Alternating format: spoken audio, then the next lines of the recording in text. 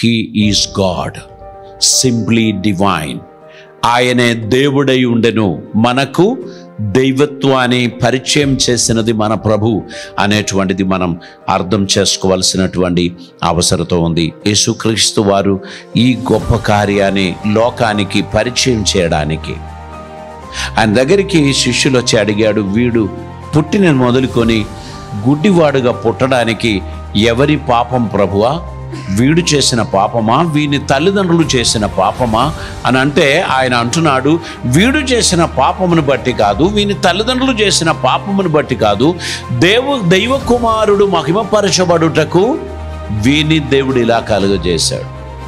So దేవుడు ఎక్కడైతే మహిమపరచబడాలి అని అనుకుంటున్నాడో అక్కడ వింతైన కార్యాన్ని దేవుడు చేస్తాడు. మన మనోనేత్రములు వెలిగింపబడకపోతే దేవుడు చేయుచున్న అద్భుత కార్యాలను గ్రహించడం మనకు సాధ్యం కాదు. దేవుడు మన జీవితంలో ఏ కార్యం చేసినా మనం అర్థం చేసుకోవాల్సింది, అందులో దేవునికి ఒక ప్రాముఖ్యమైన ఉద్దేశం ఉంది.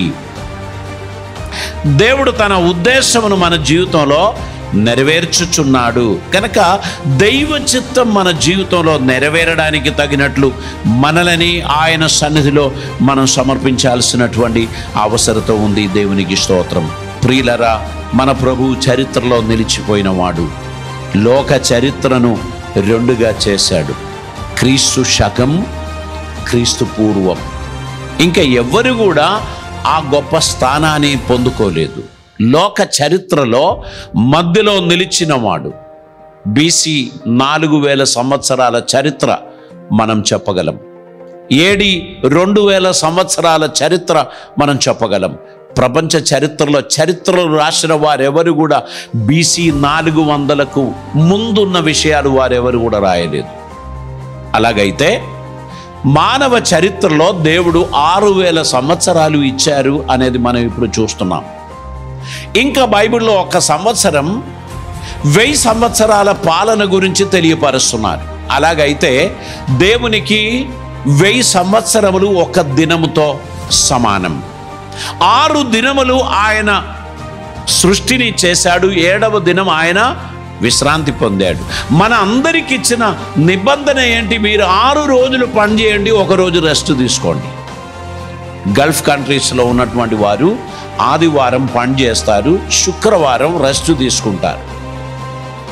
ఈ దేశంలో మరి ఇతర దేశాలలో ప్రపంచం అంతటిలో ఆదివారం నాడు మనుషులు రెస్ట్ తీసుకుంటారు, సోమవారం నుంచి వర్క్ చేసుకుంటారు. 6 దినములు పని చేయండి, ఒకరోజు రెస్ట్ తీసుకోండి అని దేవుడు చెప్పాడు.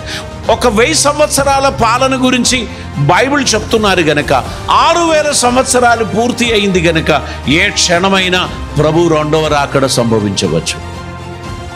క్రైస్తవ సంఘం నిరీక్షణతో, విశ్వాసంతో ఎదురు చూడవలసినటువంటి అవసరత ఉంది. ఒక 1000 ఏళ్ల పాలన జరిగే ముందు ఒక బ్రాకెట్ పీరియడ్ ఉంది, 7 years.